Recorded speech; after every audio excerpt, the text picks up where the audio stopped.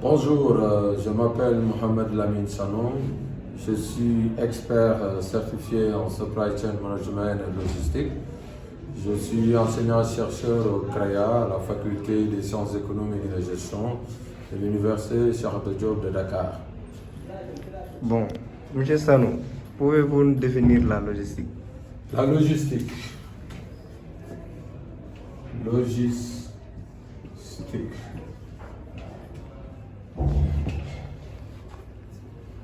La logistique, c'est un mot qui vient de logistikos et logisticus. Ces deux mots signifient la raison ou la logique. Donc, quand on définit étymologiquement le mot logistique, ça signifie la raison, ça signifie la logique.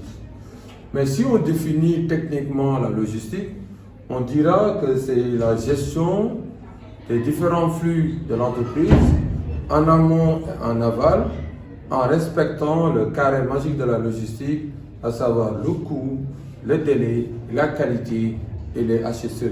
Quand on parle de HSE, c'est hygiène, sécurité et environnement. Donc si maintenant on doit définir d'une manière beaucoup plus simple la logistique, on dit que la logistique c'est des techniques d'optimisation des différents flux de l'entreprise. Bon, merci. Pouvez-vous nous définir la supply chain management? La supply chain, quand on définit la supply chain, d'abord il faut préciser qu'on dit la supply chain, mais si on ajoute le mot management, on dit le supply chain management. La supply chain, en français, on peut dire c'est la chaîne logistique, on peut dire c'est la chaîne d'approvisionnement et logistique. La supply chain n'est rien d'autre que la coordination des différents maillons de la chaîne de valeur, allant de la fonction achat jusqu'à la fonction gestion service clientèle, en passant par l'approvisionnement, le transport, l'entreposage, la production, la gestion de stock et la distribution. Donc le supply chain manager, c'est celui qui va coordonner tous ces maillons de la chaîne. Maintenant, il faut faire attention parce qu'il y a la supply chain linéaire et la supply chain interconnectée.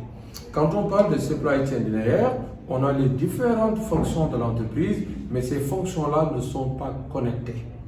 Mais quand on parle de supply chain interconnectée, on a les différents maillons de la chaîne, mais ces maillons-là sont connectés.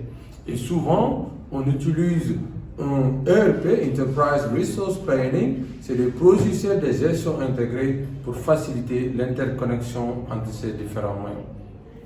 Supply chain dans le milieu industriel est différente de la supply chain dans le milieu du e-commerce, qui est différente de la supply chain dans le milieu humanitaire, qui est différente de la supply chain dans le milieu hospitalier.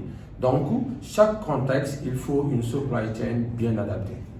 Appréciation faites-vous du niveau de formation de la logistique et du supply chain management au Sénégal? Voilà, merci, très belle question. Vous savez, au Sénégal, on a commencé la formation en transport et logistique vers les années 90 et on a mis en place un BTS, un brevet technicien supérieur en transport logistique, qui existe toujours et qui est un très bon BTS. Et vraiment, je pense que c'est un outil qui permet de mesurer le niveau de formation des étudiants en transport et logistique. Même si on peut noter que ce brevet technicien supérieur met plus l'accent sur le volet transport.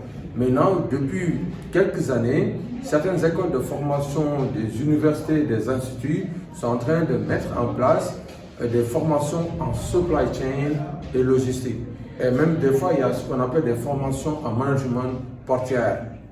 Donc, moi, ce que je peux reconnaître, c'est quoi? On a eu à former des jeunes Sénégalais, des jeunes Gabonais, pour résumer, des jeunes Africains en transport logistique de telle sorte que ces jeunes-là peuvent vraiment révolutionner les entreprises, même si il y a un problème d'adaptation de ces jeunes au sein de l'entreprise, parce que les anciens logisticiens n'ont pas eu la chance de faire la formation en logistique, même si on peut les considérer comme des self-made men, mais du moment que certaines écoles actuellement sont en train de former des jeunes qui sont vraiment, on a installé des compétences, à savoir le savoir-faire et le savoir-être, je pense qu'il est temps qu'on laisse à ces jeunes, n'est-ce pas, de prendre leur place, n'est-ce pas, et essayer de prouver ce qu'ils ont eu comme compétences.